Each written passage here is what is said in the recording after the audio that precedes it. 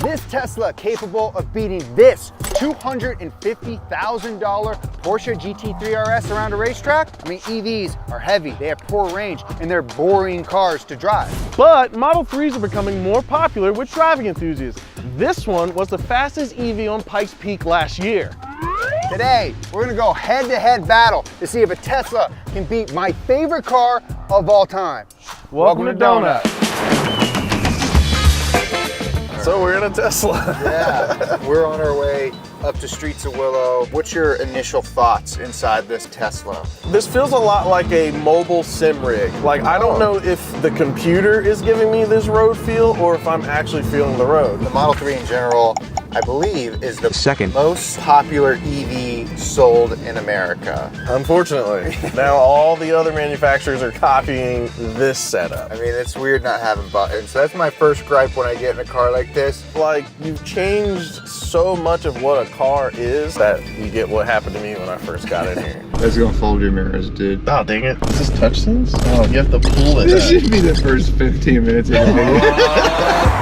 All right, Justin, but gripes aside, if you've been to track day recently, you're almost 100% guaranteed to see a Tesla at the track, which is interesting because on paper, this thing doesn't inherently seem like it's gonna be a good track car. It's heavy. This thing's about 4,000 pounds. How much does this thing weigh? Less than 3? Yeah, less than 3. 1,000 pounds, that's a lot of weight. That's like half of your mama. You gotta make up for that with more power. You need bigger brakes when you have a heavier car. Those brakes get hotter quicker. And then finally, the big elephant in the room, can't really just fill this thing up and go. Yeah, you gotta charge it. If you don't have enough for your whole day, then what are you gonna do? What are you gonna do? Regardless, Tesla sees the Model 3 as a track-worthy car. The performance version even ships with a dedicated track mode. Okay, so if we want to put this in track mode, there's a couple different profiles set up. We have a race preset and we also have a drift preset. There's a drift preset? Yeah, so you can change the handling by changing the balance of the car. Higher front bias results in increased understeer, while higher rear motor bias results in increased oversteer. The fact that they even know what oversteer or understeer is and put that in a display is kind of interesting. So I can see why this would become a track car. It's tunable. Yeah, I mean, name the number of road-going production cars where you can change brake bias. Like those F1 guys. Yeah. They're constantly changing their brake bias depending on the corner. See if it'll skid right here.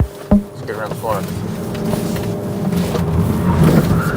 Yeah. Hey! There we go. Yeah. Oh, look, Nolan's behind us.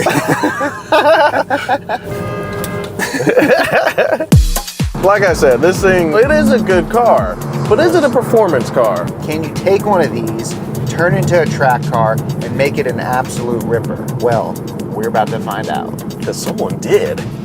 'Tis the season for slam dunks and Christmas cheer. And today's sponsor, DraftKings, is here to bring a sweet holiday gift to all you new customers. Ho, ho, hold on to your hats, because right now, new customers who use promo code DONUT and bet just $5 on any wager will get $150 in bonus bets instantly. So go download the DraftKings app right now. If you're already signed up for DraftKings, no problem. All customers can get a no sweat bet, meaning you get a bonus bet back if your same game parlay / SGPX bet doesn't hit. Max reward, limits apply. Sorry, you can't win all the money. Are you a fan of multiple teams and want to bet on all of them? Well, combine multiple bets together like a well-coordinated play for a chance at an even bigger payout. Download the DraftKings Sportsbook app now and make your holiday season a winning one. Remember, new customers, use promo code DONUT and bet just $5 on any wager. Get $150 in bonus bets instantly. That's promo code DONUT only at DraftKings Sportsbook. Di, what's up? What up? Hey man, Jeremiah. Good to see you, Good man. to see you, yeah. This is my buddy Dai Yoshihara. He's a Formula Drift champion who's seen just about every racetrack in the world, including Pikes Peak, where he recently took first place in his class with his modified Tesla Model 3. If it really is possible for the Model 3 to have some serious chops on the racetrack, it'll probably have to look something like this. Battery-wise, is this like still like a stock Tesla Model 3? Yes, the Wow. battery and the motor-wise still Okay. yeah, exact stock. Even though the central components of this car are bone stock, it does have a few key upgrades that make it a machine that's capable of tackling Pikes Peak. The most obvious is all the aerodynamic components. Big splitter in the front and a big wing in the back. But the most important is the upgraded cooling system for the battery pack. So this is the radiator, this is the duct that the air goes through. Oh, that's about it. See, with a hill climb like Pikes Peak, battery range isn't really a concern. Instead, the biggest limiting factor is batteries overheating. As the temperature of the batteries get hotter, the performance of the car goes down significantly. So it's not a mileage thing, it's just like a abuse kind of thing. Yeah, it's like a short amount of time if you push on it too hard, and then it gets like almost like a link mode. Another super important mod is all the weight reduction Dai and his team have done to this car. Carbon fiber mirrors, carbon fiber doors. Oh, wow. Dry carbon. Oh, nice. Okay, cool. Since most of the weight comes from the battery, it'd be almost impossible to get it anywhere close to a traditional sports car, but they still managed to lose around 400 pounds. Do you think that there's a future of cars like this built to be like a track day car? Yeah, definitely, because you've seen the truck that has a supercharger these days, like Baton Willow and Laguna Seca has a supercharger.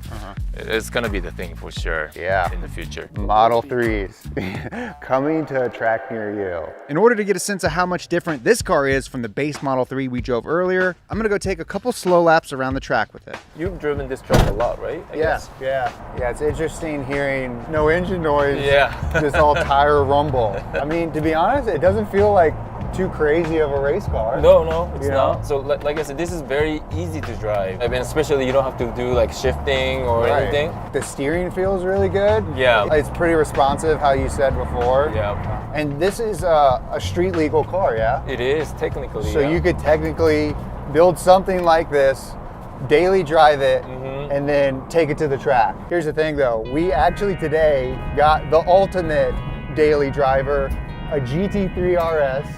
So what we're gonna do is we're gonna put this car in a head-to-head battle against that GT3 RS and see which one comes out on top. That's totally cool. Let's turn this thing around.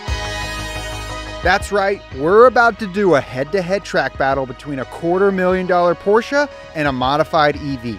Now, in a typical time attack scenario, I would want to take several laps around the track to dial everything in and get comfortable with the car. However, the Model 3 here is pretty limited in terms of how long it can operate at peak performance. So to make this a fair competition, I get one hot lap in the Porsche and one hot lap in the Tesla. Time to go to work. We good? Okay. All right, so right now Jeremiah is doing some warm-up laps in the Porsche GT3 RS. One of the best cars money can buy right now. It's got active aerodynamics on it, tons of drive modes. It's so sick. Everyone loves it. Here he comes, here he comes. Whoa, do you see the wing close when he got on the brakes? That was pretty cool. He's looking real fast. Woo, boy. So that's the scary part of the track, where we lose sight of him and we don't know what's happening. Hey, he's back.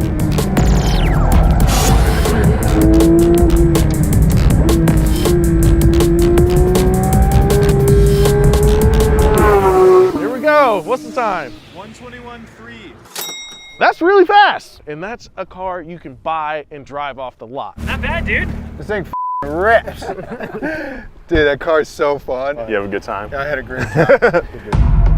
Anything under the 120s is pretty good. Let's see if we have an even faster car in an EV platform. What we're worried about here is peak battery performance. We get one chance at this. Pretty much. It's gonna be hard, but hopefully it'll be up there. Yeah. He's coming around here. Dude, there's no sound. No It's so sound weird. whatsoever. It's hard to gauge how fast he's going because I know, no sound. no sound. But I mean, he's going, yeah, that's quick around that. Yeah. It definitely looks good.